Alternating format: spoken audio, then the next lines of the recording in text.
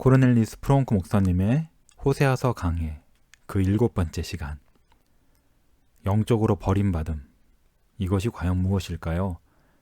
교회 회원 모두가 답을 알던 때가 있었습니다. 이 영적으로 버림받음의 고난을 통과하는 영혼들이 있었고, 이들을 인도하기 위해서 영적으로 버림받음에 대해 자주 설교하고 책을 쓰던 시대가 있었습니다. 영적으로 버림받음이란 신자가 하나님께 버림받았다고 느끼는 것을 말합니다. 영혼의 생활이 차갑고 메마르며 여호와를 섬기는 기쁨과 즐거움이 거의 사라져버린 상태를 말합니다. 오늘날에 이 주제에 대한 책이나 설교를 찾아보기가 왜 이토록 어려울까요? 어쩌면 오늘날 그리스도인이 예전 어느 세대보다 하나님의 임재를 풍성히 누리기 때문일 수도 있습니다. 물론 정말로 그렇다고 생각하는 분들이 있습니다. 승리하는 삶, 유형의 그리스도인들은 옛날 사람들의 신앙이 온통 우울하고 부정적이라고 말하면서 자신들이 훨씬 낫다고 생각합니다. 이들은 우린 이제 긍정의 삶을 살 줄 알고 예전 신자들보다 구원의 기쁨을 더 많이 강조합니다 라고 말합니다. 하지만 이런 말은 그들이 성경에 말하는 종교가 무엇인지 제대로 알고 있지 못하고 있음을 보여줄까봐 제가 걱정입니다. 이런 긍정과 기쁨에 대한 새로운 강조는 성경의 가르침이 아니라 현대의 심리학에서 나왔습니다. 성경에 기록된 신자의 체험과 이후 교회사에 나타난 신자의 삶을 면밀히 살펴보면 영적으로 힘든 시간을 보낸 신자가 여러 명 있었음을 알게 됩니다. 물론 이들은 여호와의 선하심과 하나님께서 곁에 계심을 찬송할 수 있던 기쁘고 평안한 시절도 보냈습니다. 하지만 바로 이렇게 좋은 시간이 무엇인지 알기 때문에 하나님의 임재가 떠났을 때는 비참하다고 느낀 것입니다. 선조들은 욥의 경우와 같은 예외가 있기는 하지만 대개는 뒤로 물러났거나 신실하지 않았을 때 이렇게 영적으로 버림받았다고 느낀다고 보았습니다. 오늘날도 마찬가지입니다. 하나님의 백성은 예전보다 나아지지 않았습니다. 여전히 죄를 범하며 여전히 그릇되게 행합니다. 하나님 역시 불변하시기 때문에 오늘날에도 우리가 죄를 지을 때 하나님은 근심하시고 우리가 당신의 임재를 느끼지 못하게 하시고 영적인 버림받음이라는 슬픈 상태에 우리를 놓아두십니다.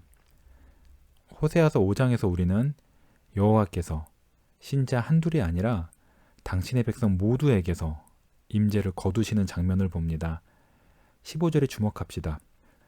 그들이 그 죄를 뉘우치고 내 얼굴을 구하기까지 내가 내 곳으로 돌아가리라. 그들이 고난받을 때 나를 간절히 구하리라. 여기서 내가 돌아가리라 하고 말씀하신 분은 여호와 하나님이십니다. 하나님께서는 호세아를 보내셔서 에브라임이라고 하는 10지파의 나라 이스라엘에게 그들의 죄, 특히 우상숭배, 즉 영적 간음의 죄를 심판하시겠다고 경고하십니다. 이미 갈대아 군대가 이스라엘을 쳐서 포로로 잡기 위해서 출정했습니다. 이 절박한 위기 앞에서 이스라엘은 여호와께로 돌아가 용서를 구해야 했지만 그렇게 하지 않고 아수르와 유다에 도움을 청했습니다. 호세아는 유다에게 끼어들지 말라고 경고했습니다. 에브라임이 우상과 연합했으니 그와 손잡지 말고 내버려두라. 하지만 유다는 이 경고를 무시하고 이스라엘과 손을 잡고는 함께 아수르가 도와주기만을 바랬습니다. 그러자 호세아는 이스라엘에 임할 여호와의 심판을 선포합니다. 유다도 동맹을 깨지 않는다면 심판을 받을 것입니다. 하나님의 심판은 여러 단계로 옵니다. 첫 단계는 12절에 나옵니다. 그러므로 내가 에브라임에게는 좀 같으며, 두 번째 단계는 14절에 나옵니다. 내가 에브라임에게는 사자 같고, 마지막 단계는 15절에 나옵니다. 내가 내 곳으로 돌아가리라. 여기서 여호와께서는 당신 백성에게서 물러나실 것이라고 이스라엘에게 말씀하고 계십니다.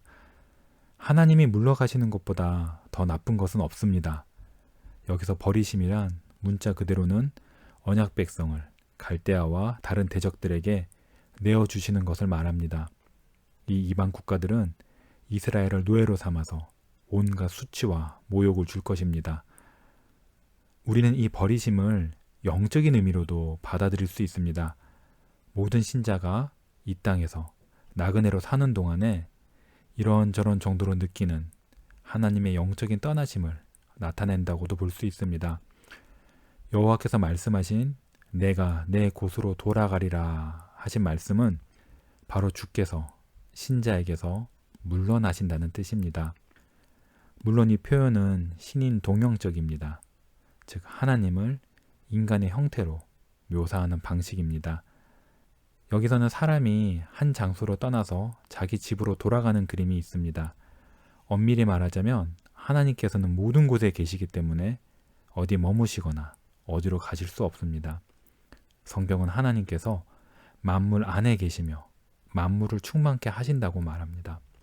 하지만 성경은 또 다른 의미에서 하나님께서 하늘에 계시다라고 말합니다.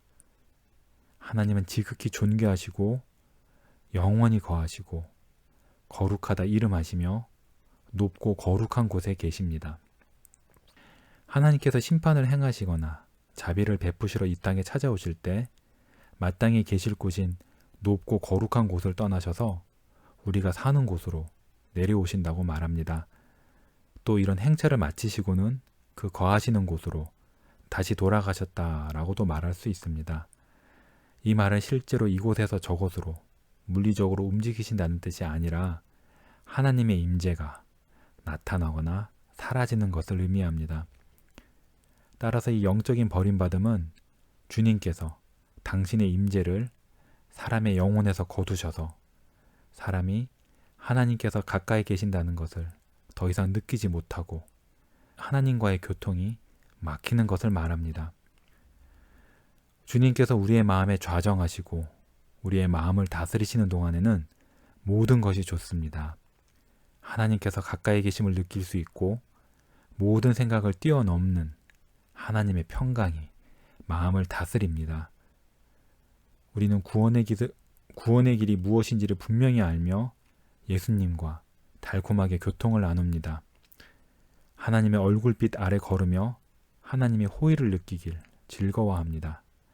이것이야말로 우리의 삶에서 바랄 수 있는 가장 좋은 것입니다.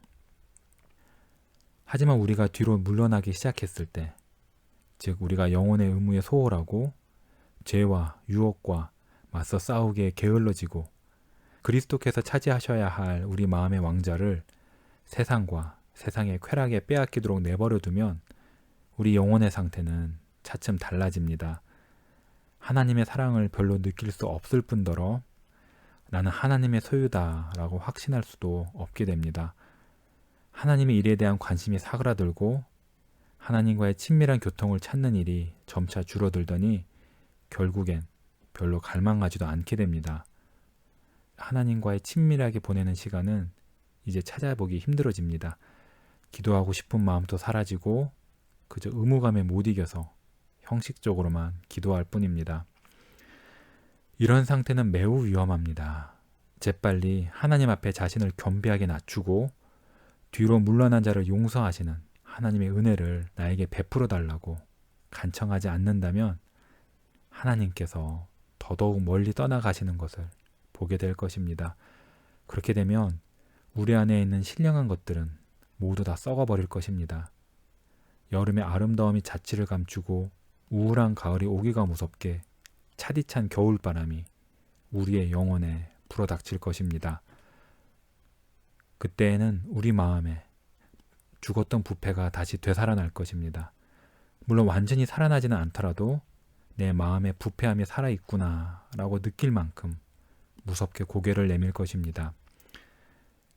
주님께서 당신의 백성에게서 물러나시면 바로 이런 일들이 벌어집니다. 여러분 중에서는 제가 지금 말씀드린 것을 지금 겪고 있는 분들도 계시고 그렇지 않은 분들도 계실 것입니다.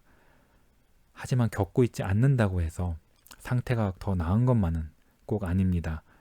오히려 실상은 더 나쁜 상태일 수도 있습니다. 영혼의 모든 것이 잘 되고 있다라고 생각하는 것이 위선자의 특징입니다.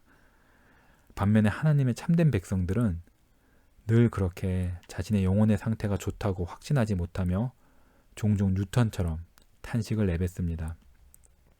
주님을 처음 배웠을 때 누리던 그 복됨은 이제 어디 있느냐? 예수님과 예수님의 말씀을 바라보고 영혼이 새로워짐은 이제 어디 있느냐? 아, 한동안 얼마나 평안했던가. 그 기억이 지금 또 달콤하구나. 하지만 이제 공허한 괴로움만 남았으니 세상은 나를 결코 채워주지 못하리라. 이 모든 것이 우리의 죄 때문입니다. 우리와 주님 사이를 갈라놓은 것은 다름 아닌 우리의 여러 죄악들입니다. 주님께서 말씀하십니다. 내가 내 곳으로 돌아가리라. 이 말씀은 하나님께서 우리의 죄로 인해서 우리와 교제를 나누실 수 없고 우리의 마음 보좌에 다른 이와 합석하실 수 없다는 말씀입니다. 그렇다면 뒤로 물러난 사람과 죄인에게는 정녕 아무런 소망도 없는 것일까요? 만약 하나님께서 당신의 공의대로 우리를 엄하게 다루시기로 작정하셨다면 하나님께서는 우리를 다시는 되돌아보시지 않을 것입니다. 하지만 주님은 그런 분이 아니십니다. 의로우시고 거룩하신 하나님께서 우리에게 당신의 은혜로운 임재를 거두시는 이유는 하나님의 의로우심과 거룩하심의 속성이 지닌 능력을 우리가 느끼도록 하시기 위한 것이지 우리를 영원토록 버리시기 위한 것이 아닙니다. 하나님께서는 우리 죄 때문에 우리에게서 물러나시되 오직 한 계절 동안만 물러나십니다. 하지만 이 얼마나 쓰디쓴 계절입니까? 하지만 이렇게 하시는 이유는 다 우리가 하나님께 주여 은혜를 베푸사 다시 제게로 돌아와 주소서라고 간청하게 하시려는 것입니다. 이러기 위해서는 우리가 먼저 회개해야 합니다. 온 마음을 다해서 진심으로 회개해야 합니다. 이 은혜로운 목적이 우리가 보는 말씀에 분명히 나타납니다. 여호와께서 하신 말씀을 잘 들어보십시오. 그들이 그 죄를 뉘우치고 내 얼굴을 구하기까지 내가 내 곳으로 돌아가리라. 죄인이 자신을 낮추고 자기 죄를 하나님께 자복하며 버리면 이런 영적으로 버림받음은 끝이 납니다. 그러니 우리는 반드시 회개해야 합니다. 이런 회개는 죄인이 처음 회심할 때뿐 아니라 신자로서 사는 동안, 평생 동안 필요합니다. 죄를 숨기는 자는 형통하지 못하나 죄를 버리고 죄를 자복하고 버리는 자는 자비를 입으리로다 라는 천국의 법은 변함이 없습니다. 하나님께서는 모든 참된 신자를 이 회개의 자리로 이끄십니다. 그들이 고난받을 때 나를 간절히 구하리라 하고 말씀하셨기 때문입니다. 죄의 짐이 너무 무거워질 때 하나님이 나를 기뻐하시지 않으신다는 사실이 나의 영혼을 몹시 무겁게 짓누를 때 죄인은 이것이 자기의 어리석음 때문인 것을 깨닫고 주께로 돌아가서 주님의 자비를 간구합니다. 주께서는 회개하는 죄인을 자비로 받아주시기를 열망하고 계십니다. 그리고 그리스도 때문에 모든 회개하는 죄인을 다 받아주실 수 있습니다. 그리스도께서 당신 백성의 모든 죄를 짊어지셨기 때문입니다. 예수님께서는 우리가 뒤로 물러나는 죄까지 모두 짊어지셨습니다. 그리스도인 친구여, 아마도 그대는 하나님께 버림받았다고 느끼실지 모릅니다. 하지만 주 예수 그리스도께서도 하나님께 버림받으셨다는 사실을 꼭 아십시오. 예수님은 단지 버림받았다는 느낌만이 아니라 실제로 하나님께 버림받으셨습니다. 우리에게 영적인 버림받음은 끔찍하기는 하지만 단지 느낌일 뿐입니다. 왜냐하면 하나님께서는 결코 우리를 완전히 버리시지 않기 때문입니다. 하지만 그리스도께는 이 하나님의 버리심이 무서운 실제였습니다. 무시무시한 현실이었습니다.